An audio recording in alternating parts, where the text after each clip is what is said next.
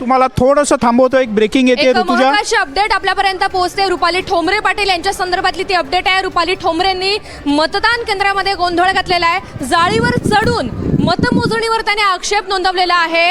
ही सध्याची दृश्य आपण पाहतोय मतदान केंद्रावरती. त्या चक्क तिथे जाळीवरती चढलेल्या आहेत आणि आपला आक्षेप त्यांनी नोंदवलेला आहे. खरं तर 2-3 तासापूर्वी सुद्धा त्यांनी आपले आक्षेप नोंदवलेले होते आणि त्याचमुळे या प्रभागामधली मतमोजणी ही खोळंबलेली होती, थांबवण्यात आलेली होती. अजूनही त्यांनी आपला विरोध कायम ठेवलाय.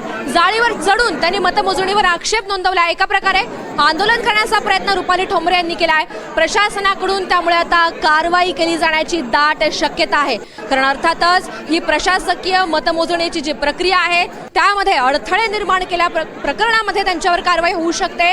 मात्र सध्याची आपण जी लाईव्ह दृश्य पाहतोय, रुपाली ठोंबरे यांनी मतदान केंद्रामध्येच हा गोंधळ घातलाय.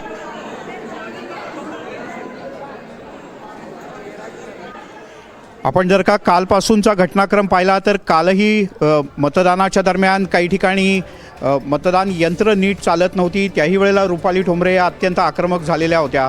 आणि आत्ताही आपण पाहतो, आज सकाळीसुद्धा पुण्यात आणि अन्य काही ठिकाणी थोडंसं असं लक्षात आलं होतं की काही ठिकाणी मतदान यंत्रांचं सील बरोबर नाही आहे, त्याच्यावरनं आक्षेप घेतला गेला होता. आणि आता पुन्हा एकदा आपण